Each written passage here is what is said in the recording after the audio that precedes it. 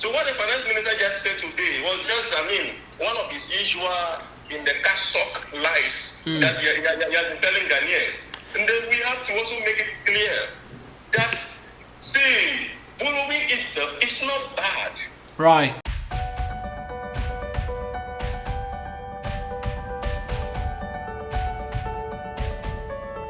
Hello, good morning. Welcome to Let's Talk Ghana here on Studios 2 Television. It's the morning after the joint press conference by the International Monetary Fund and the Ghanaian authorities, where they, amongst other things, confirmed the approval of the $3 billion extended credit facility to the Ghanaian government.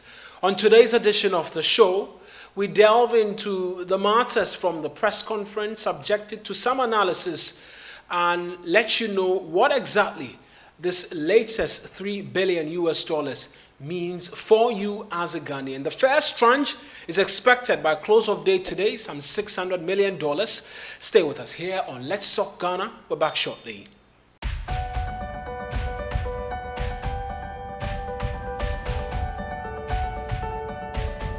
Welcome back to Let's Talk Ghana here on Studios 2 Television. This show airs every Monday, Wednesdays and Fridays here on Studios 2 Television, as well as on Facebook and on YouTube. Studios 2 Television, it's a delight always to hear from you. Give us feedback as to contents that we bring to you each and every of the 3 days during the week. Ghana has secured $3 billion extended credit facility from the International Monetary Fund. This has long been in the offing 6 months plus ago after the President, Nana Addo Dankwa Akufo-Addo, formally announced the intention of his administration to seek a financial bailout from the IMF. Yes, I know what you think. The Finance Minister has stated categorically that we are a proud nation, we're not going to the IMF, but that decision was announced and action began to take place on the part of government and other relevant stakeholders. Amongst many other things, a domestic debt exchange program, the controversy about haircuts and whether or not people were going to receive slashes on their investments has come and gone. Pensioner bondholders have picketed at the Finance Ministry and are now waiting to receive their coupons and maturities. All of that, difficulties with negotiating with China on the external debt front, seeking financing assurance from the Paris Club and the likes, has all culminated into that Wednesday board approval by the International Monetary Fund. Well, yesterday, the mission chief to Ghana, Stefan Rudet, along with the Finance Minister, Ken Ofori-Atta, and the Bank of Ghana Governor, Dr. Ernest Addison, held a joint news conference where they, amongst other things, announced formally that yes, we had gotten it, the IMF had issued a statement, but that was further confirmation. And that took questions from Ghanaian journalists as to exactly what this means for balance of payment, inflation, lending from the central bank to the Ghanaian government and the likes, and also the protection of certain policies, pro-poor policies, amongst the like free SHS, LEAP, amongst many things. Let's do a quick throwback or a look back at exactly what transpired during that Q&A's interview held by the International Monetary Fund. We'll return, subject some of the issues to some further analysis. This is Let's Talk Ghana. Stay with us. Considering that the rates are already high, that's our first question. Our second question is, what sort of debt relief do we expect from the bilateral creditors? Is it going to be resettling of debt, debt forgiveness, principal haircut, and for interest haircut? And directly linked to that, what about the commercial creditors? What sort of debt relief are we working to get in from this group of investors? Thank you. Governor, I would like to know if you were able to hear Moses very well, because I think this question was mostly for Central Bank. Yes, Tatiana, I heard him very well. I think he misunderstood what the IMF said. I think the IMF statement was that we have to keep a tight monetary policy stance until we are sure that inflation is firmly on a downward path. So it doesn't necessarily mean that we would have to be increasing our policy rate. But then on the issue of the impact of the debt exchange on the banks, I wanted to say a few things. First, to say that banks are very liquid. We don't see that the banks are having any difficulty with liquidity. And in any case, the Bank of Ghana stands ready to provide liquidity for any banks that may have future liquidity issues. And also to add that the main impact of the debt exchange was to reduce the capital buffers of the banks.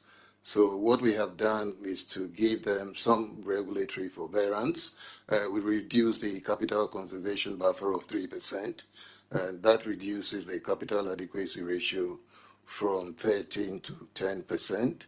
And we've given them a period of 3 years to rebuild their capital buffers. So we think that the banks will be fine. Shareholders will systematically rebuild these capital buffers.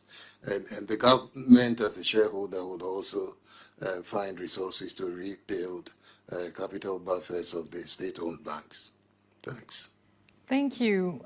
Kemi Osokuya, you have a question for us from Africa Bazaar magazine. Are you connected?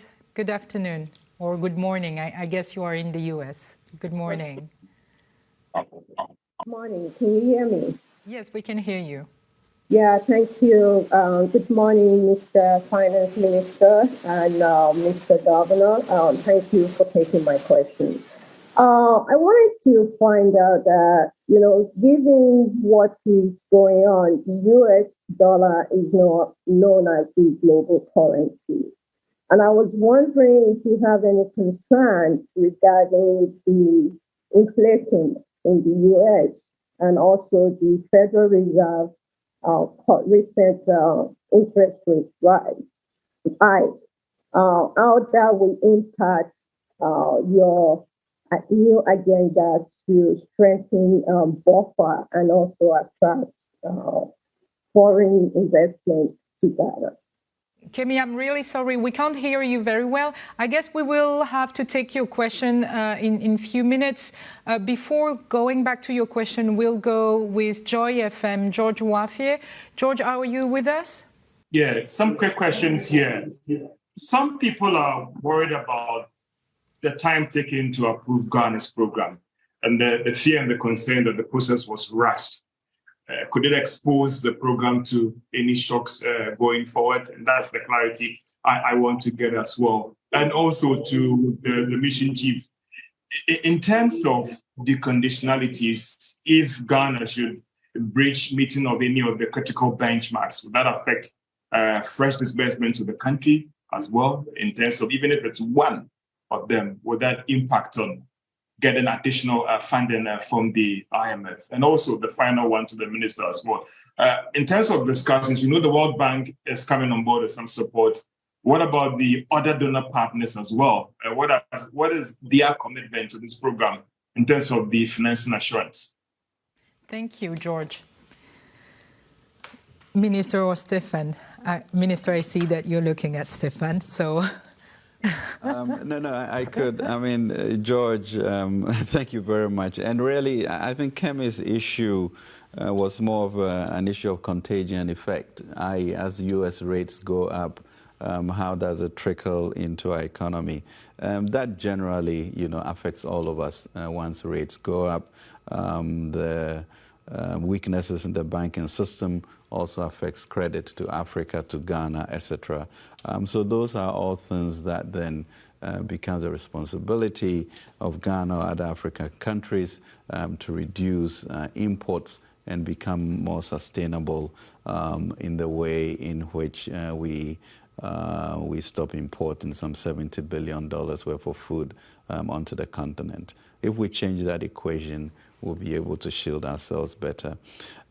George, 3 questions on the issue of being apprehensive about how countries such as Zambia, Chad, and Ethiopia have not been able to go through bringing much distress to the economies.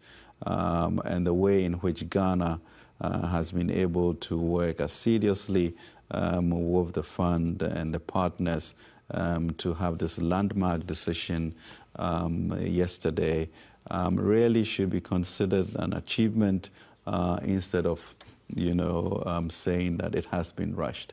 The program, as Stefan said, is rich and solid, and I really would encourage you to read the documents for you to know that. I think when we are able to do good work, we should be courageous enough to enjoy and savor the achievement and not turn it into a negative. And with regards to the benchmarks are clear. It is up to us in the same vein in which we were able to achieve the agreement yesterday and approval yesterday, and that we also work hard to make sure that the benchmarks are met as we go forward. On the issue of the Financial Stability Fund, yes, the World Bank has committed. We are still in negotiations with other development partners to see their role in that. And we are confident that the manner in which we all have managed the process so far will also make some major breakthroughs going forward. So thank you. Stefan. George, on your three, good afternoon, first of all, but on your 3 points, I will also respond to you in a very, very positive and very optimistic manner. I think today is, we have a lot of reason to be happy and to celebrate with the program approval. I will just remind you that it took a few months to achieve an agreement and to reach the staff level agreement. This was already very, very good news, but I think today having the program approval in just a few months after the staff level agreement, this is also something that is extremely positive. Positive for Ghana, but I believe positive for the countries that may have to come and seek that relief under the common framework going forward. On your question about the structural benchmarks, today I am extremely positive. What I see is a very strong commitment from the authorities, and I have no reason to believe that the program will not be fully implemented going forward. And we are here and standing by the authorities to help them do so. And then finally, I believe the program approval is also an extremely good news with respect to your third question, which is about World Bank and other partners' support. I think it sends a very strong signal to the international community and other international organizations that the program is in place, that the authorities are committed, and it can only help catalyze additional financing for Ghana. We have two last questions, one from Nabil Ahmed from CGTN and another one from Benjamin Taiwa, Class 91.3 FM in Ghana. Nabil Ahmed, please, can you share your questions? Good afternoon. Hello, good afternoon. Thank you so much. So I just have two brief questions, and it has to do with the fact that Ghana managed to get financial assurances from the bilateral creditors group that's co-chaired by China and France. Now, you're welcome back to Let's Talk Ghana here on Studios 2 Television. And so that was the joint news conference. Let's get onto the phone now. Dr. Yao Modi is an economist of international repute. He's joining us on the telephone lines for some conversation on the outcomes of this particular address by the International Monetary Fund, amongst many other things.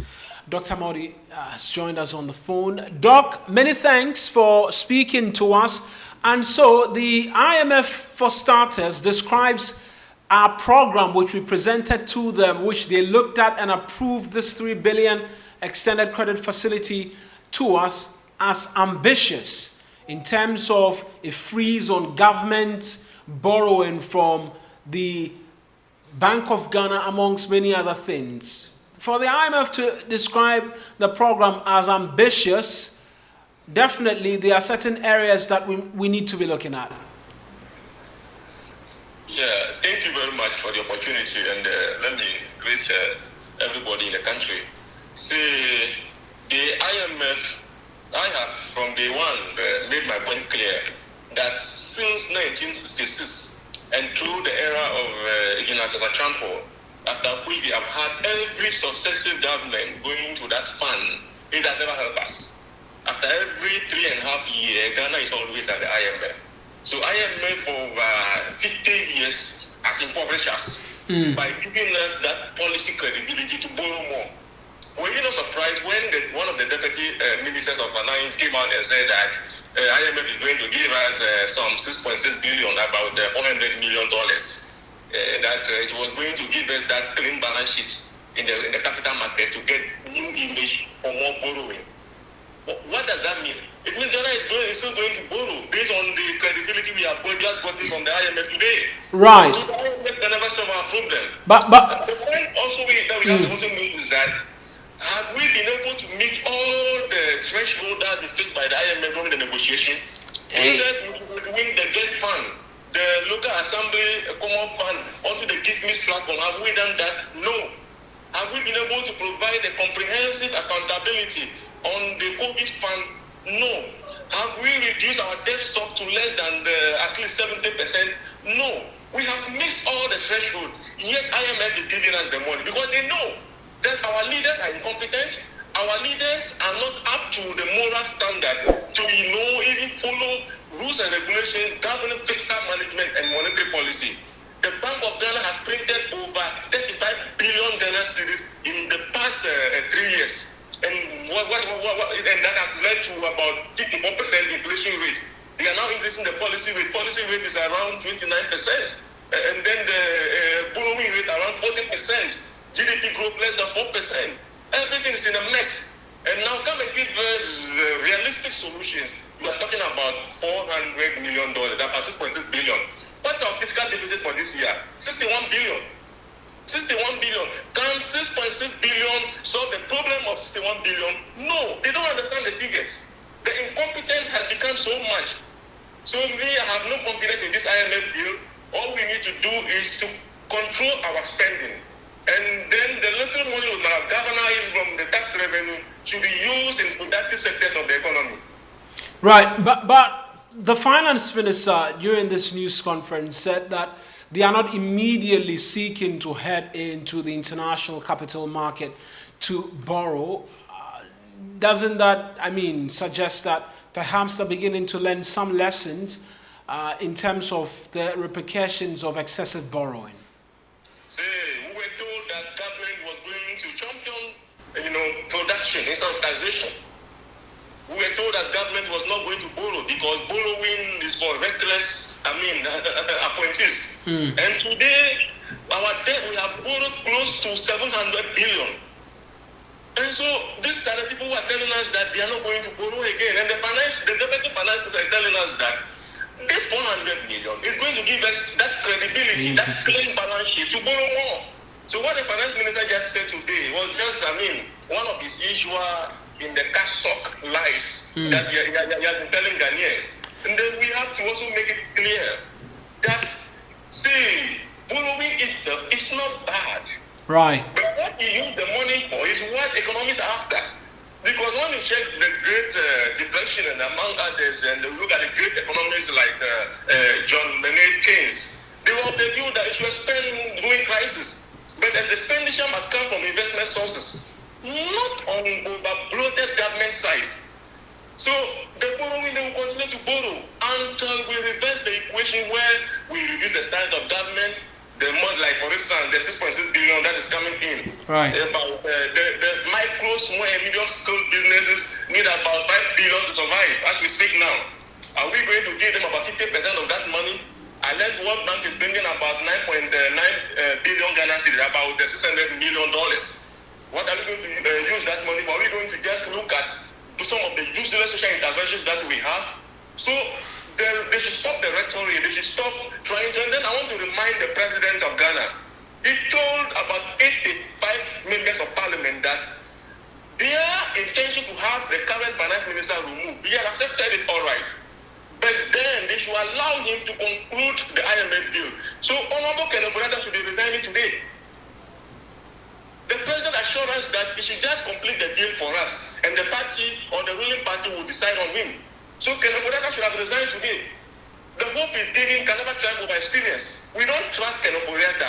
He's incompetent. He's morally, barbaric. He doesn't understand the sufferings of Ghanaians. So such a person cannot be the finance minister in using the little resources that we are going to galvanize from this negotiation.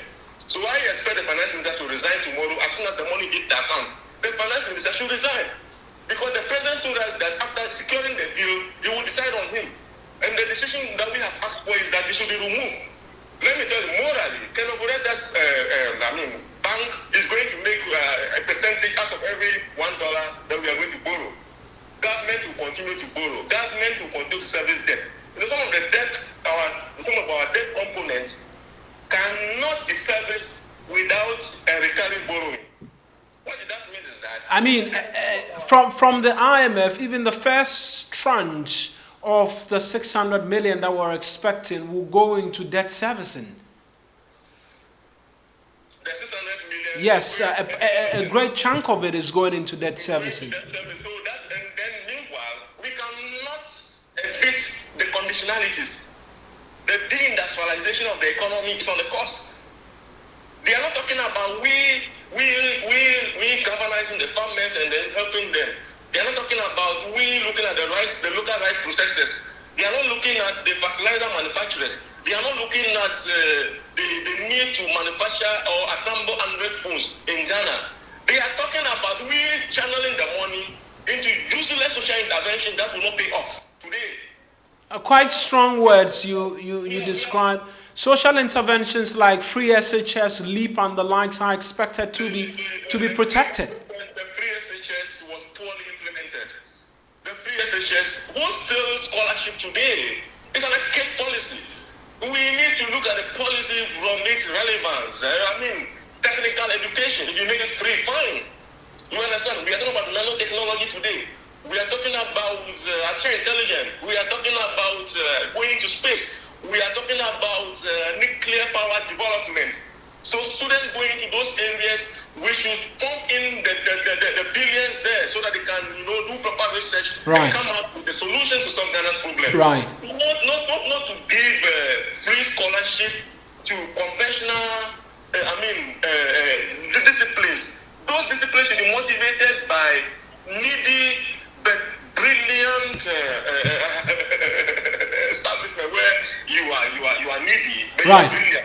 Then there should be that kind of when we're in the secondary school, the cocoa in the cocoa growing community, you will see that students whose parents are into cocoa farming, they're being given scholarship. You see, that one motivates. Right. That one encourage production. Those are the policies we should be looking at. Right. Not election winning policies. Doc, let's end the conversation just quickly. For you, yes, we've secured 3 billion. It will be coming in tranches. First 600 million expected soon enough. What would be the expectation on the Ghanaian government to maximize as much as possible this 3 billion that we'll be receiving over the course of the next 3 years? We have a fiscal deficit of 61 billion this year. So if about 6.6 billion is coming to service debt, how much are we going to use to expand the infrastructure, build the roads? How much are we going to use to invest in the strategic sectors of the economy? Right. So it means that government will have to raise more tax revenue. So more tax revenue means erosion of the people's purchasing power. And an erosion in the people's purchasing power means poor consumption. Poor consumption means poor production. Poor production means poor GDP growth. And if there is poor production, the little amount of money we have will be chasing fewer goods and inflation. So expect inflation to still be at don't be deceived by the current marginal stability. The trend, yeah. Don't be deceived by those market responses. Right. For instance, in economic policy analysis, when you announce a policy and you don't even implement it, the rational consumer will act in advance under the expectational theory. Right. So people are responding to the IMF conversation. That is why things have begun normalizing a bit. But after 1 to 3 weeks, you will see that population will begin to surge. the city will now begin to shiver along the way. You will see that the income gap begins to widen. You will see that unemployment will rise again. Because the money that is coming in, the money is going to service debt. The money is not going to build Gary processing factory at Yeji to employ the youth over there. Right. So we have caved ourselves under the yoke of neo-colonialism. IMF, World Bank, and other multinational organizations are not, useful to the cause of Ghana and the continent. Right then. To speak out the truth. Thank you for the opportunity. Right then, that's Dr. Yao Modi. He is an economist of international repute, speaking to us this morning here on Let's Talk Ghana on Studios 2 Television. You heard it for yourself. His assessment of the IMF deal as secured by the country. We'll return shortly to wrap up, but a number of police service personnel, they've dragged the IGP to court over lack of promotion. When we return, we'll touch on that, and then we'll wrap up for today. Stay with us.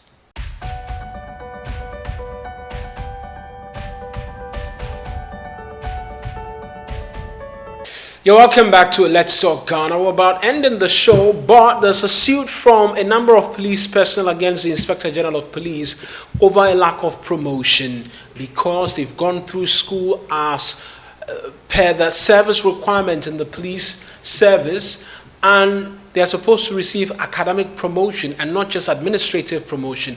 Unfortunately, that has not happened, and petitions to the Inspector General of Police and subsequent follow-ups has only left them with a response which says that they should channel their grievances through their respective command, reason for which they've come together and sued the Inspector General of Police. And that suit is going to come up on your screens now, and it's in the High Court of Justice. We'll just walk you through a brief excerpt of the suit, and it reads, amongst many things, that point 11, upon successful, point 12 rather, upon successful completion of their studies, the plaintiffs were awarded degrees and other professional qualifications as appropriate. They, in accordance with laid down procedures, wrote to the Police Service Administration and attached their certificates and applied for upgrade, which is understood in the service to mean academic promotions individually. But in response, they were all congratulated on the achievements, but the administration remained silent on the academic promotions, except that those qualified for administrative promotions got them, but not academic promotions. In the absence of any other explanation from the police service, they decided to come together as a group and, amongst many other things, submitted a petition. They sought to get some responses but didn't, reason for which they've decided to sue the Inspector General of Police and other. The Attorney General was also copied in this particular suit, is a second defendant in this suit. Point 33 says that they are aware that, having regard to the conduct of the police administration in granted accelerated promotions and sending all graduates to the police college or academy, they had a reasonable expectation that they would be granted accelerated promotions, allowed to enter the police college or academy upon graduation, notwithstanding the policy or regulation stated. And so, quite aggrieved, and we'll get a lot more on this for you. And they, amongst other things, asking the last page of the suit, where their demands are that the plaintiffs, they be given an order directing the police service and the Attorney General to grant those amongst them who qualify for accelerated promotions, as well as to permit all of them to enter the police college or academy without any further delay. Those are the details of the suit there, and we'll try and get the police personnel and bring you a lot more on this, but that's our show for today. It came to you from our studios here, Studios 2 Television. We will return on Monday with a lot more for you if you stay with us here on Studios 2 Television. Remember, there are other interesting programs that come your way on this channel. VAR Sport by my very good friend Grandmaster, and a host of other interesting programs for your delight. Stay with us here on Studios 2 Television. I am Eric Mawinagbete. A pleasure that you could be a part of today's show.